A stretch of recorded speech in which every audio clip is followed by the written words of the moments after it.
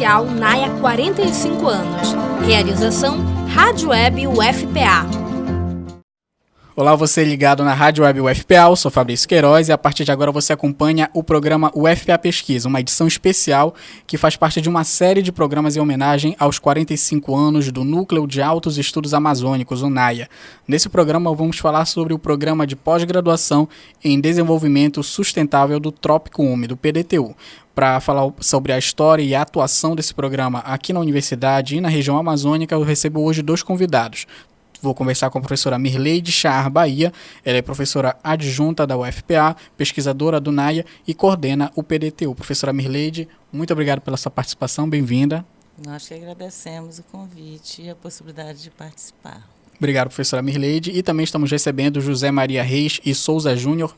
Ele é doutorando do PDTU e é professor colaborador do Programa Internacional de Formação de Especialistas em Desenvolvimento de Áreas Amazônicas. É o FIPAM, que também é integrado à estrutura do NAIA. José Maria, muito obrigado. Nós que agradecemos a oportunidade.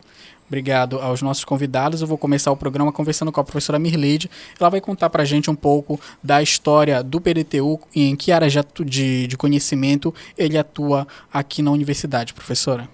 Então, o PDTU, na verdade, surgiu a partir do início do NAIA, né, da criação do primeiro FIPAM, que foi em 1972.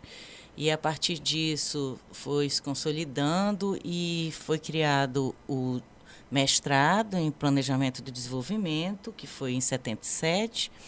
E, após isso, também, com o andamento das pesquisas e com a consolidação do grupo de professores, foi criado o doutorado em 1994. E, atualmente, ele se configura como um programa estrito sensu e que atua com mestrado em Planejamento e Desenvolvimento e com doutorado na área de concentração e desenvolvimento socioambiental. E aí, por estar dentro de uma mesma estrutura, eles mantêm, por exemplo, mesmas áreas de interesse em pesquisa, de linhas de pesquisa, né, professora? Exato, porque nós temos no programa as linhas de pesquisa e os grupos de pesquisa, que posteriormente a gente pode falar um pouco sobre isso, e que os professores atuam nas diversas disciplinas da grade curricular e que os alunos de mestrado e doutorado participam e integram esses grupos de pesquisa. Ok. José Maria, eu queria que você comentasse um pouco dessa tua trajetória acadêmica até chegar ao NAIA, né? Você fez formação em turismo, depois um mestrado em geografia e hoje é doutorando em desenvolvimento sustentável. Como é que essa formação proporcionada pelo NAIA contribui para esse avanço da tua formação acadêmica nessa área de atuação que tu tens traçado? Então, desde do ingresso no curso de turismo da UFPA, eu busquei trabalhar na relação do turismo e meio ambiente. Então, desde as primeiras pesquisas, os primeiros interesses de estudo na graduação, eu tentei buscar conhecer sobre essas relações, das relações sobre turismo e meio ambiente, e procurei também atuar profissionalmente nessa área. Por conta disso, eu busquei um mestrado na geografia para poder ampliar essa abordagem interdisciplinar do turismo, né, porque desde lá da graduação eu via essa necessidade, né, percebia que o turismo é um setor interdisciplinar, né, e o doutorado no NAIA vem a coroar todo esse meu interesse de trabalho de pesquisa, uma vez que o NAIA é um centro de excelência em pesquisa interdisciplinar. O seu doutorado, o seu mestrado, tal qual a professora Mirleide falou, ele tem esse interesse, né, de fazer pesquisa interdisciplinar na Amazônia. Então, desde a graduação, eu tinha interesse de fazer o doutorado na NAIA. E, professora Mirleide, esse aspecto que o José Maria estava comentando, essa questão da interdisciplinaridade, né, ele veio aí de áreas de atuação diferentes e agora está fazendo essa formação no NAIA. Isso, lógico, tem as peculiaridades da formação dele, mas é algo que pode ser observado em vários outros pesquisadores e ex-alunos do NAIA, né, professora? Essa questão da formação interdisciplinar.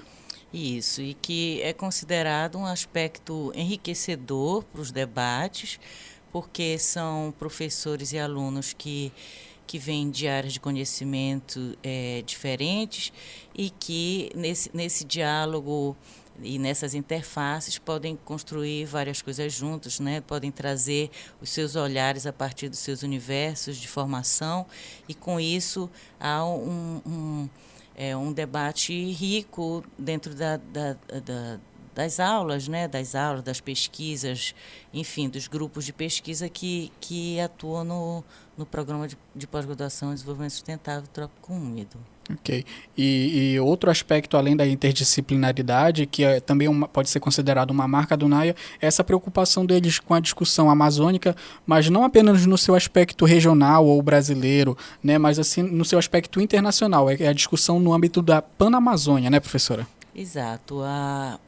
Logo na criação do curso, né, do programa, foi pensado também nessa articulação com a Pan-Amazônia, né, com os países que fazem parte da Pan-Amazônia, e existem vários professores que estão atuando com pesquisas nessas fronteiras que fazem parte da Pan-Amazônia, professores, inclusive, que são de outros países, que atuam no NAIA atualmente. Então, é um diálogo interessante, porque a formação histórica da Amazônia e dessas fronteiras, ela se deu numa série de conflitos e com várias possibilidades de estudo e das questões de impactos, das questões das populações tradicionais. Então, nós temos uma série de pesquisas sendo feitas nesse âmbito. Ok, José Maria, como é que você observa essa importância desse foco de se olhar, lógico, os problemas locais, regionais, mas pensar também a Amazônia no seu contexto mais amplo? É exatamente isso. A professora Mileide colocou de uma forma bem clara.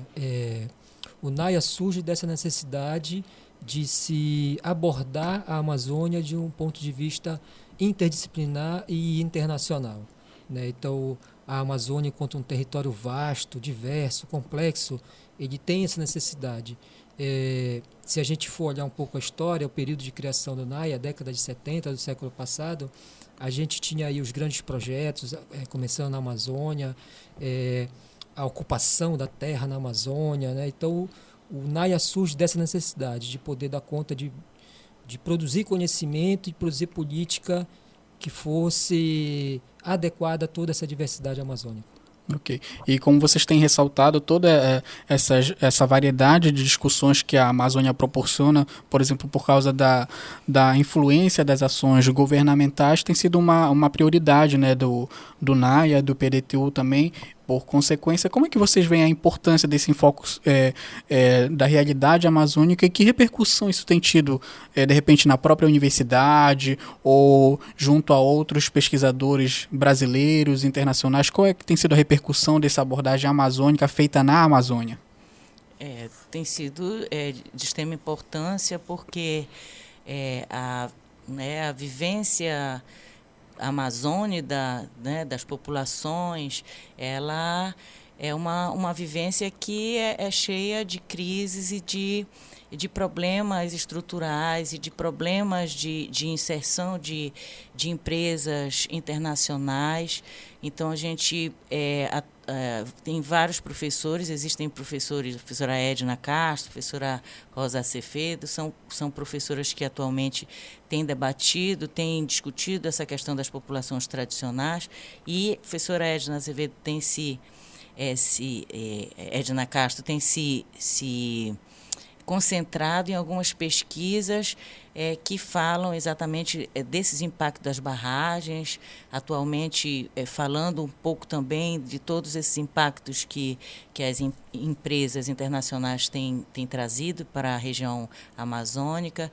Enfim, nós tivemos agora também, no final de 2017, um grande seminário internacional com debates importantíssimos sobre essa área, também organizado pela professora Edna Castro. É o CIALAT, né? É o CIALAT, e que trouxe debates riquíssimos nessa área para que a gente dê um pouco de visibilidade a partir do olhar dos pesquisadores da Amazônia sobre as questões relativas à Amazônia e não um olhar externo sobre a Amazônia. Então, esse talvez seja o grande diferencial, dar voz àqueles pesquisadores que fazem pesquisa com qualidade e os debates com qualidade sobre as questões inerentes à Amazônia. José Maria. O NAIA, ele tem, desde a sua criação, ele tem essa missão de produzir ciência na Amazônia, né? Então, isso, num dado momento, se deu muito com professores convidados, pesquisadores que chegaram ao NAIA para fundar o NAIA, né? Mas isso, desde o seu início, teve a intenção de formar quadros, formar cientistas na Amazônia para discutir a problemática amazônica, né? Então, eu poderia dizer que hoje o NAIA é um centro de excelência em pesquisa, criado na Amazônia, produzindo ciência na Amazônia.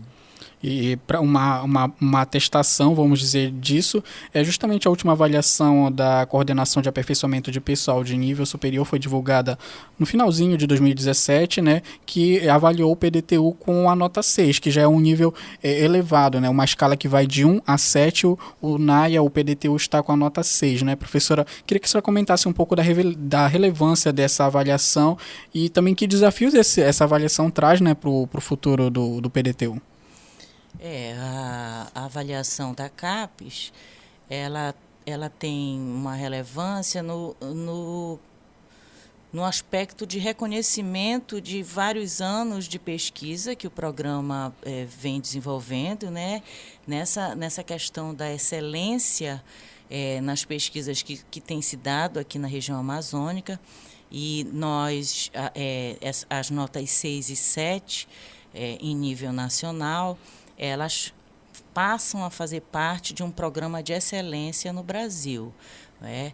A gente entende que isso acaba sendo algo promissor em termos de visibilidade perante o resto do país e também em termos de recursos, mas que também traz um compromisso muito grande com a continuidade dessas pesquisas, com a continuidade do desenvolvimento da ciência, né? E com o apoio da própria CAPES sobre isso, e que o foco seria uma ampliação dessa internacionalização, exatamente para abrir canais de diálogo com outros países sobre as questões inerentes à Amazônia. Então, de certa forma, essa nota 6, ela não foi construída agora, ela é uma avaliação por um quadriênio, mas é uma luta que vem se dando ao longo de vários anos, com a construção e a produção de diversos professores que já fizeram parte do programa e que fazem parte atualmente ainda, e outros que se juntaram para que se chegasse a esse patamar de nota 6. Ok, e José Maria, para quem está na formação, né, quem está passando por essa formação do NAIA, lógico que também chega com uma carga de cobranças, vamos dizer assim, né, que lógico aumentam as cobranças, as exigências por produção de artigos, de repente, de levar essa produção de conhecimento que vocês estão trazendo para outros públicos, né, chega também com uma grande responsabilidade para vocês que estão desenvolvendo teses, por exemplo, fazer jus a esse nível que o NAIA chegou, né? Eu não falaria nem em cobrança, eu falaria em disciplina. Eu acho que essa avaliação de nota 6 e o NAIA busca ter a nota 7 também, ela requer uma disciplina maior para a gente que hoje estamos no quadro discente do núcleo.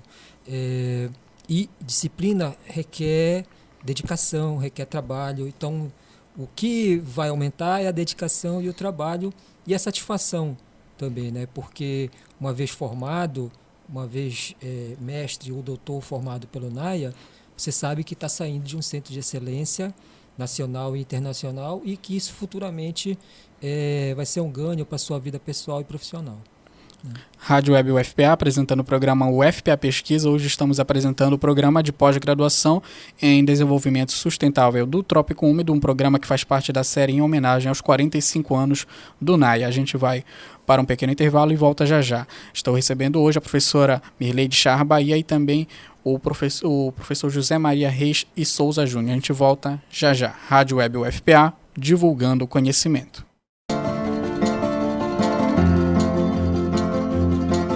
NAIA 45 anos. Realização Rádio Web UFPA. Estamos de volta com o programa UFPA Pesquisa.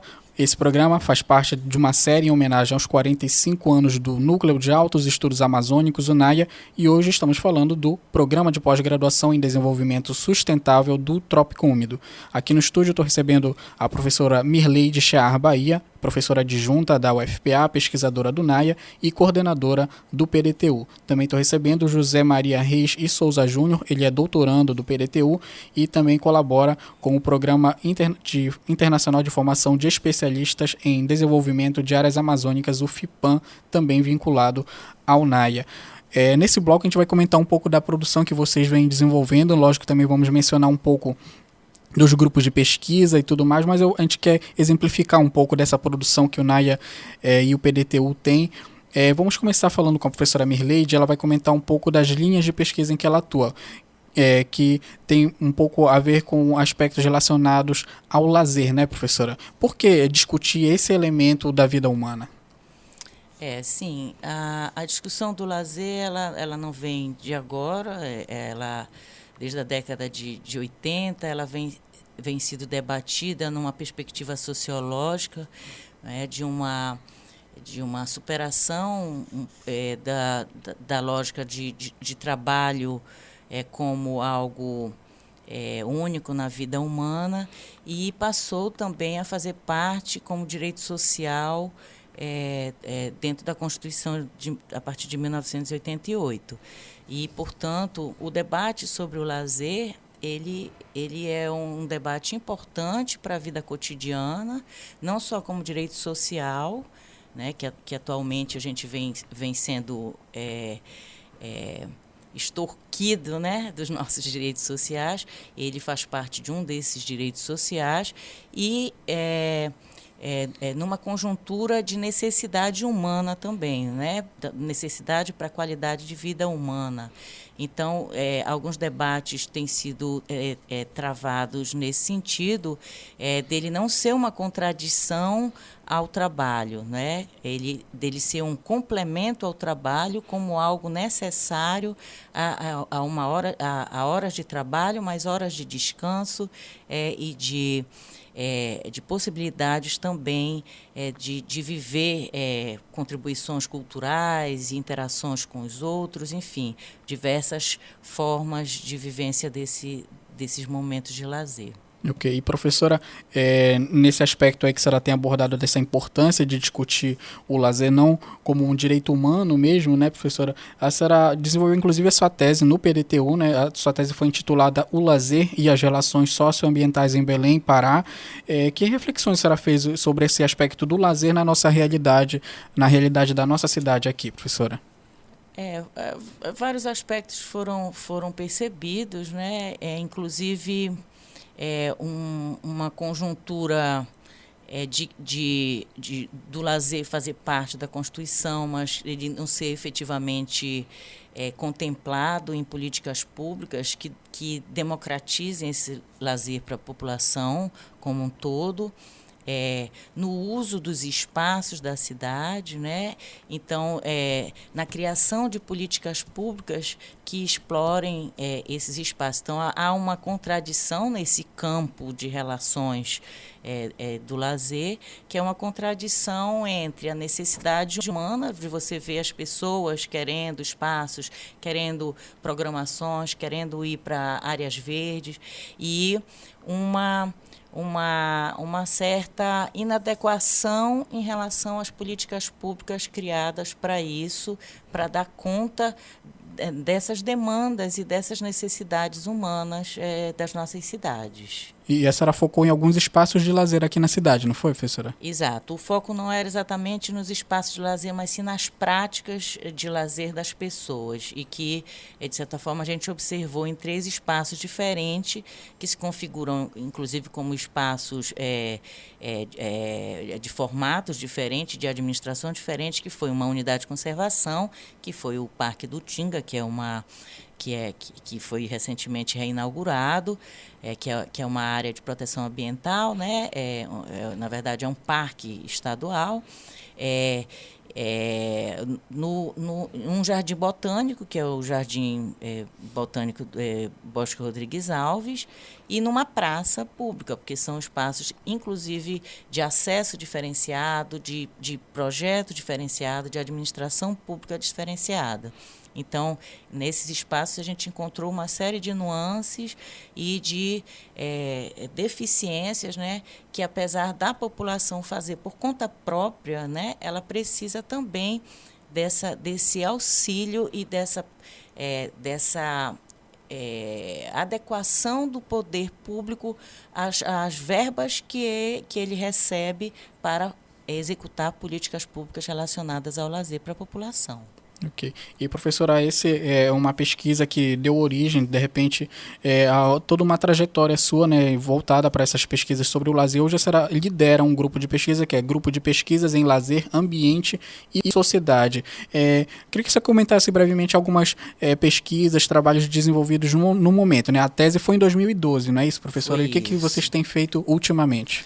Ultimamente, assim, o grupo, ele de certa forma, ele é um grupo de estudo que congrega os orientandos, não é? A gente tem tido poucos encontros em função dos orientandos estarem envolvidos nas suas próprias pesquisas, mas os debates são exatamente nessa perspectiva, né, de áreas ambientais, da prática do lazer, da prática do turismo. Então, nós tivemos agora,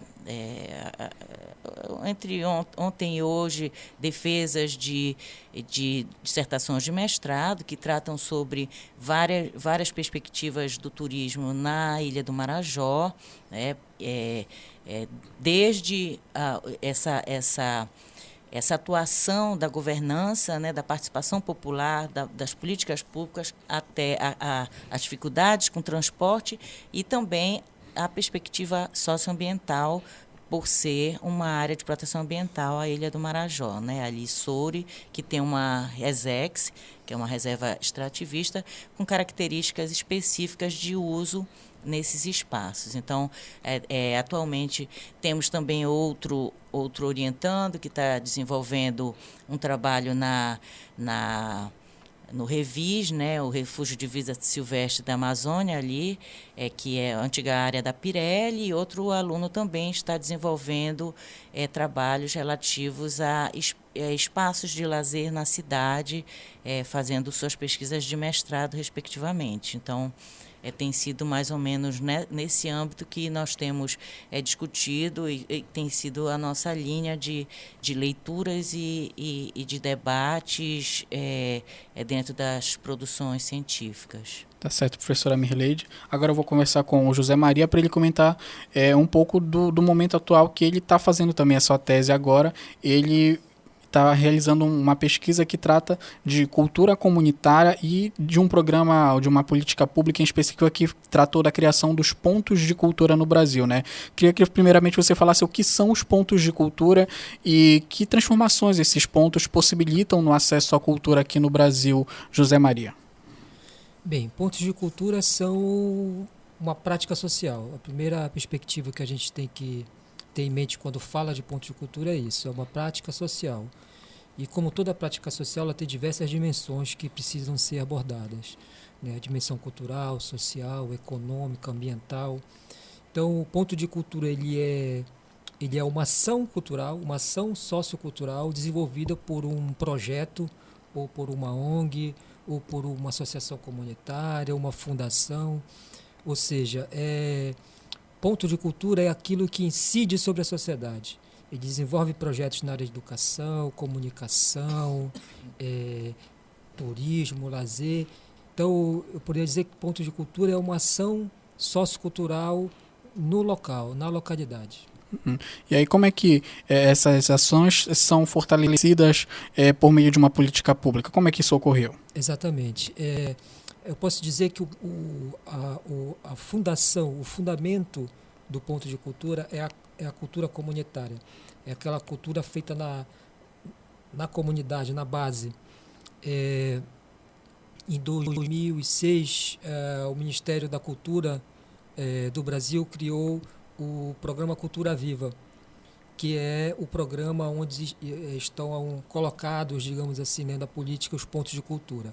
Por meio do programa Cultura Viva, se buscou incentivar as ações socioculturais dos pontos de cultura, aquilo que se convencionou chamar de ponto de cultura, porque aquelas ações já existiam, né? Então, quando o MINC, o Ministério da Cultura, cria o programa Cultura Viva, ele está querendo fomentar ações de caráter cultural das comunidades que já existiam e que precisam agora, para usar a própria palavra do ministro Gilberto Gil, precisam ser impulsionadas. Por isso chama ponto de cultura, porque aquele local ele é tocado, ele mesmo chamava isso de um Dão-in antropológico. Então o ponto de cultura ele é tocado pelo Estado, pelo governo, né, uma forma de incentivo, e a partir dali desenvolver aquilo que ele já faz. E nessa pesquisa para a tua tese, tu estás observando alguma rede específica de pontos de cultura em algum território específico, alguma população específica? Como é que é? Exato. A gente está, no momento, a tese ela são 4 anos para ser desenvolvida, né? Eu estou concluindo agora o 2º ano, né? Então a gente está delimitando esse campo de pesquisa. O que a gente sabe até o momento é que a gente já está trabalhando com um ponto de cultura especificamente na Ilha do Outeiro, na Ilha de Caratateu, aqui de Belém, né, que é o ponto de cultura Ninho do Colibri, que é um grupo comunitário, um grupo folclórico que trabalha com cordão de pássaros, né, que é uma manifestação muito sui generis do estado do Pará. O cordão de pássaros só existe aqui.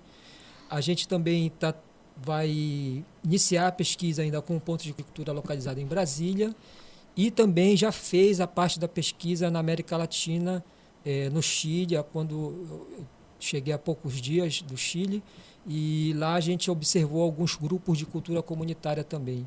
Então o recorte deve ser mais ou menos esse: um ponto de cultura em Belém, em outra região fora da Amazônia, que aí vai ser Brasília, e um outro ponto de cultura, ou grupo de cultura comunitária fora do Brasil, que vai ser no Chile. Tá certo. E a tua atuação também tem a ver um pouco com essas redes, né? Você está participando aí da rede Ajuricaba, não é isso? A rede paraense de pontos de cultura. O que é essa rede, José Maria? Então, digamos que a minha trajetória acadêmica de pesquisa ela se confundiu um pouco com a minha atuação social, né? Muito antes de ter esse interesse de pesquisa pela cultura de base comunitária, eu já atuava como produtor cultural junto a esses grupos. Então, uma das redes a qual a gente está, digamos, ligado é a rede Ajuricaba, que é a rede de pontos de cultura do Pará, né? Então, a gente, em 2007, começou esse projeto da rede Ajuricaba para fomentar a rede, né? Incentivar a rede de pontos de cultura no Pará. A gente realizou em 2017 o Fórum de Pontos de Cultura, que inclusive foi sediado lá no NAIA, que muito de braços abertos nos recebeu, né? E realizou algumas oficinas, realizou alguns debates virtuais, e esse ano a gente vai retomar toda a articulação da rede, né? Retomar uma forma de dizer, porque a rede ela não para. Ela continua se articulando, cada ponto de cultura tem suas ações, isso é divulgado na rede, né? Mas a gente vai retomar no sentido de ampliar novamente, como a gente fez em 2017. Esse ano a gente pretende fazer uma audiência pública na ALEPA, na Assembleia Legislativa do Estado, para discutir a rede dos pontos de cultura no Pará e também para discutir um projeto de lei que crie a Lei Cultura Viva do Estado do Pará, porque foi criada uma lei a nível nacional e a gente precisa ter agora uma lei que incentive os pontos de cultura no estado do Pará. Tá certo. E só para fechar esse ponto aí do José Maria, é porque ele tem uma atuação também bem interessante, né? Você está trabalhando aí com o amazoniacriativa.com, é um comércio online que fomenta os produtos da economia criativa, não é isso? É o primeiro desse tipo aqui no estado, é isso? Exato. É como eu falei, a rede ela é independente, ela é autônoma e ela não para. Né? Ao longo das conversas e dos debates se percebeu essa necessidade, porque os pontos de cultura eles precisam ter autonomia. Eles não podem depender infinitamente dos editais e dos prêmios. Eles precisam ter forma de sustentabilidade financeira.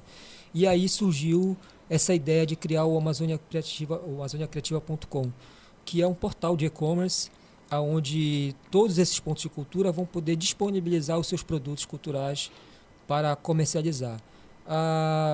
O grande diferencial desse projeto é que ele foi criado, pensado e é gestionado por pessoas da Amazônia. A gente ouve muito falar do comércio digital hoje em dia, de comércio justo, né, de uma série da economia criativa, de uma série de formas de abordar isso, mas é sempre algo que vem de fora para dentro. E agora a gente resolveu fazer de dentro para fora. Bacana.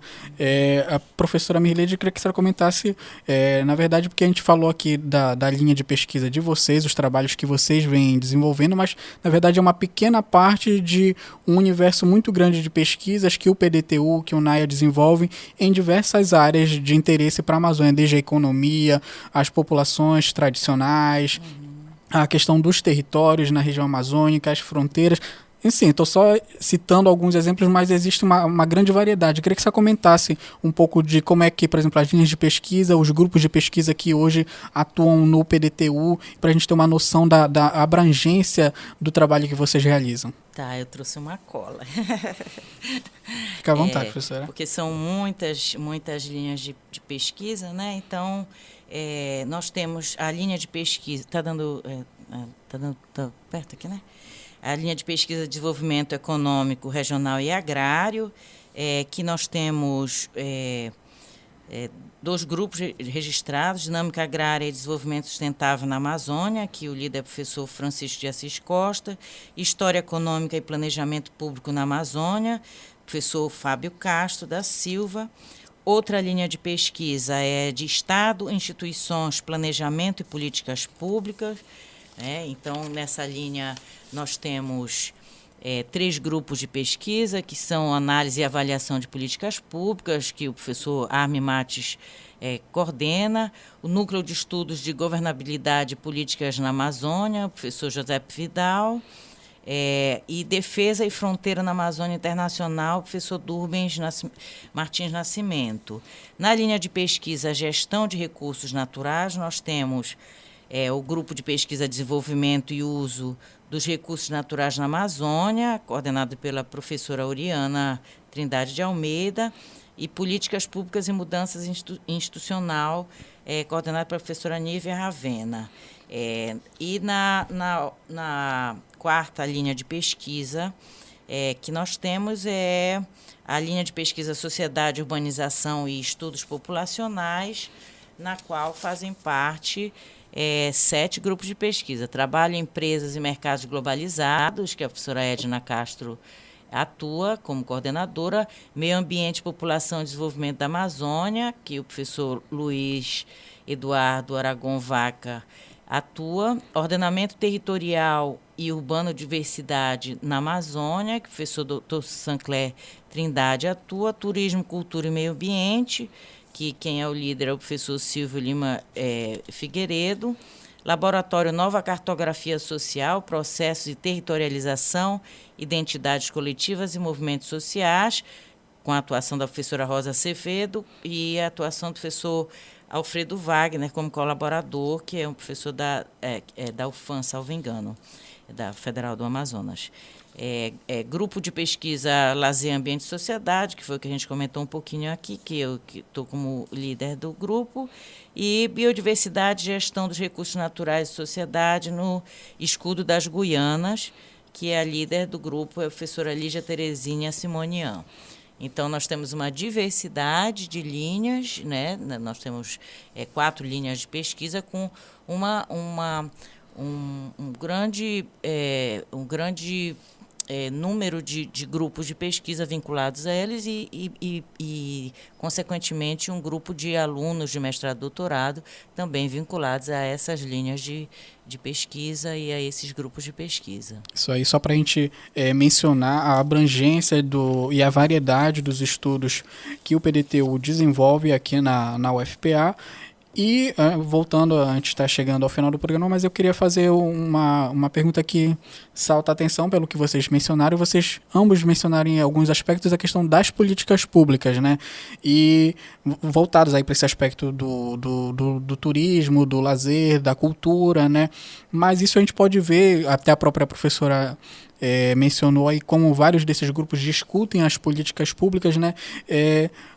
Que contribuição, né, que o PDTU pode trazer para essa discussão, não só, de repente, dos governos, da atuação governamental, para eles se apoderarem, de repente, desses dados de pesquisa, para que possa desenvolver melhores ações para a população, mas como é que também essa produção do NAIA, do PDTU, pode contribuir justamente para a participação social, né?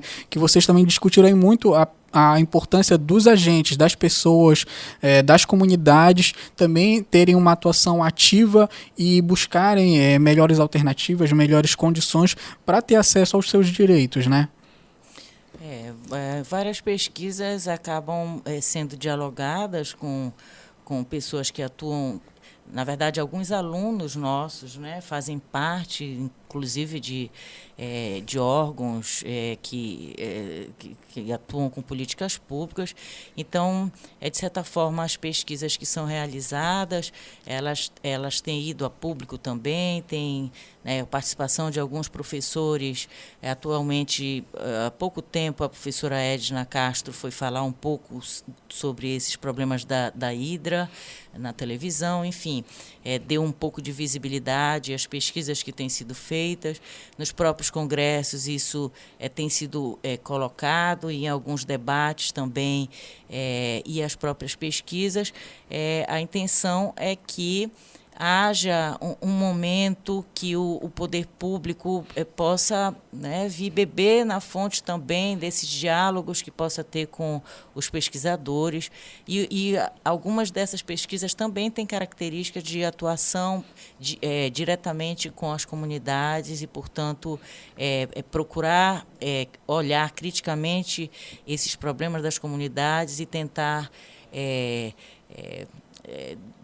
ter um pouco de projeção para o que poderia usar, né, o que poderia ser proposto para essas comunidades superarem algumas dificuldades, né? Certo. José Maria, de que forma a pesquisa pode contribuir para a política pública e para a participação social?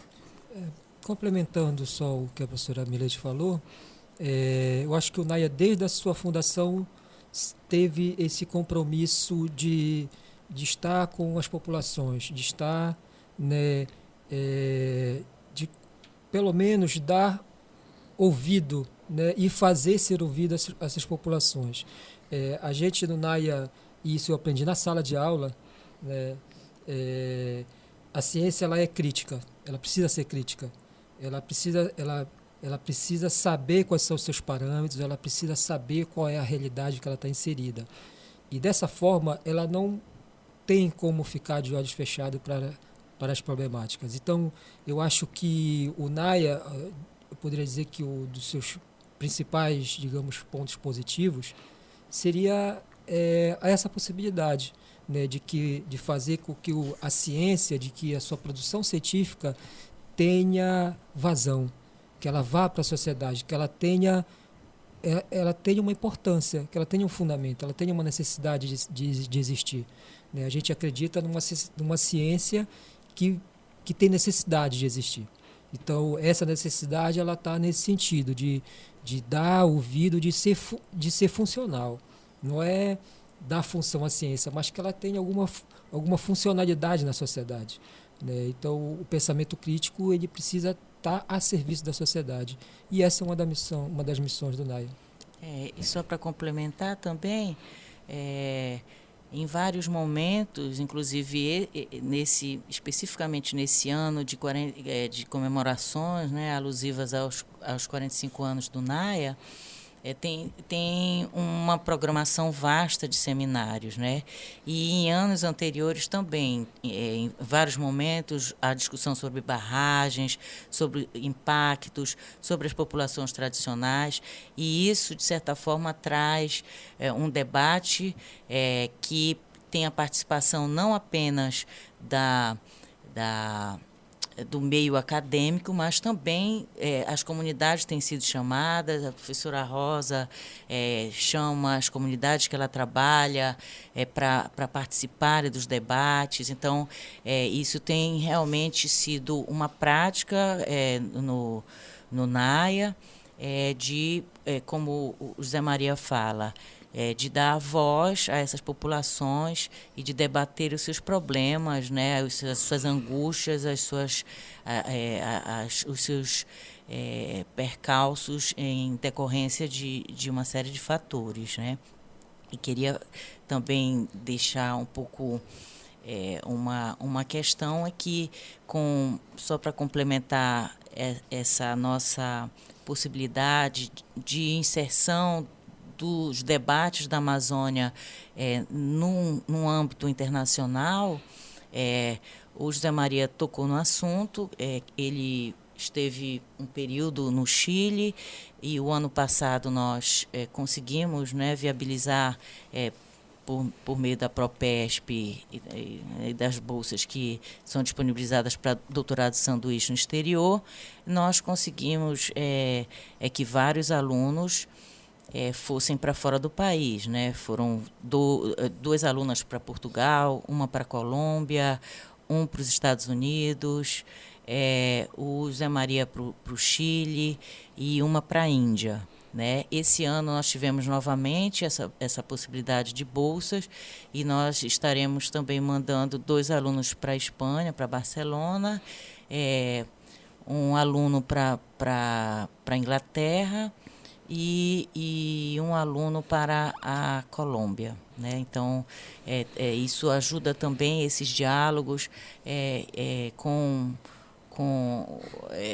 países, né? Outros países, para visualizar a realidade também da Amazônia, a partir também do que os nossos alunos podem dialogar nessa via de mão dupla, do que aprende lá e do que pode levar daqui para os debates. Ciência colaborativa, né, professora? Exato.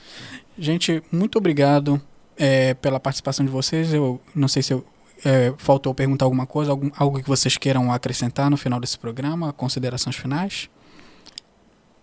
Eu queria só convidar, né? A professora Mirleide citou aí que esse ano o NAIA vai tem toda uma agenda, toda uma programação de eventos, né, para comemorar os 45 anos do NAIA e para divulgar ainda mais toda essa produção científica que a gente desenvolve lá. E um outro aspecto é parabenizar essa iniciativa de vocês. Eu tenho certeza que será uma série de programas muito interessantes, com a participação de uma gama de professores que fazem parte do programa, né? Professores que construíram a história do NAIA, então são importantíssimos para estarem aqui falando um pouco sobre isso, contando suas pesquisas, contando as histórias que o NAIA, né, já passou nessa sua trajetória, e a gente espera ter depois esses vídeos e esses programas disponibilizados, porque será também um conjunto de elementos importantes nesse momento de comemoração dos 45 anos do NAIA. Então, a gente agradece aí todo o trabalho da equipe, né, e nos colocamos à disposição, né, para indicar aqui vários professores para participarem desse momento também.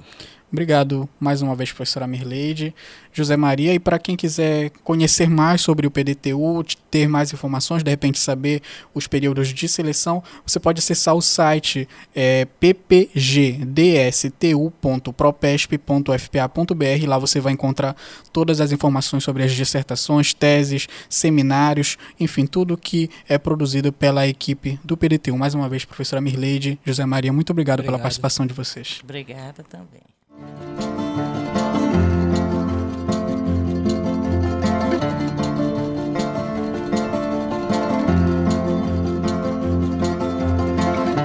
Social NAIA 45 anos. Realização Rádio Web UFPA.